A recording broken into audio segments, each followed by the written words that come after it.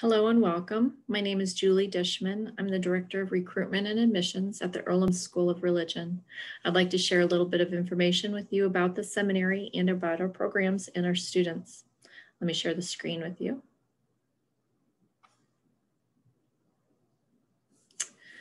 Earlham School of Religion is rooted in the Quaker tradition of contemplation that inspires action. Earlham School of Religion prepares theologically diverse students for a pluralistic world. Our curriculum unites spiritual formation, academic study, social engagement, and vital creative ministry. People wonder what makes ESR different from other seminaries. In addition to welcoming students from a variety of diverse and religious spiritual backgrounds, ESR affirms its commitment to equality of opportunity for all individuals who desire the type of theological education offered within the context of the school's mission and statement, including on the basis of sexual orientation or gender identity and expression. We often welcome those who do not feel welcome at other seminaries. ESR shares a campus with another Peace Church seminary and has a cross-registration agreement with 4 other seminaries. ESR considers ministry in a very broad and creative terms. We are all called to ministry, so it's not just pastoral or pulpit ministers who find their place at ESR. ESR has been doing distance learning for quite a while. So during this time of COVID, we were easily able to adjust. Who comes to ESR? New college grads who plan to become ministers often come here. Recent college grads who have been doing service and who want to learn more about social activism and peace and justice work find their way here. Those who want to hone their skills in creative ministries, discern a calling, or consider vocational change often are here. People of all ages who want to engage in theological study or reflection and spiritual development, including up-and-coming church leaders, Quakers, and others who attend spiritual retreats and religious activities, social servants, and activists. Our current students range from ages 23 to 76, maybe even 77 this year.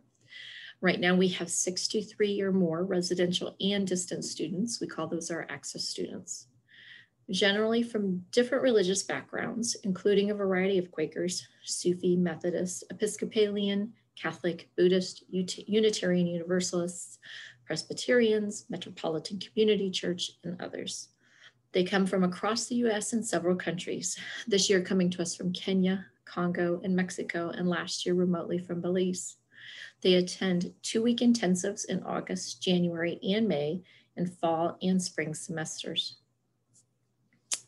And then what they plan to do with their degrees. A lot of prospective students ask this question. They plan to do a lot of things. They don't always do what they plan. Some do other things while they're here, they learn about other opportunities. But often they become chaplains in hospitals, prisons, nursing homes, colleges, schools, military. They're spiritual directors, pulpit ministers, spiritual, religious, activist writers, lots of writing, social services, advocacy, counseling, teachers in Quaker schools and other private schools, community organizers and activists, nonprofit, education and government leaders, and entrepreneurial ministries of all different kinds. We have several programs here. We have the Master of Divinity program. We have the Master of Arts and Religion. We have the Master of Arts in Theopoetics and Writing, the Master of Arts in Peace and Social Transformation, several certificates, and an occasional student program. Students can take courses for credit or audit those courses. Our Master of Divinity program is often for those who are seeking to be chaplains, work in pastoral care and counseling, do pulpit ministry, some of the traditional ministries, but also those who want to work more in peace and justice, who want to write, teach, become spiritual directors, those kinds of things. They can concentrate or have an emphasis in those areas. We just added the Unitarian Universalist studies since we have a cross-registration with the seminary in Ohio that has a UU House of Studies. And then we have the Master of Arts in Religion program. This is often more academic for those who plan on going on to getting a doctorate or doing more study. We have the Master of Arts in Theopoetics and Writing program. This is a fairly new program, and we do this in conjunction with Bethany Seminary. And the Master of Arts in Peace and Social Transformation program. It's a brand new program this year. It's a 1-year residential program. At this time, it is fully funded for the tuition, and it's very popular this year.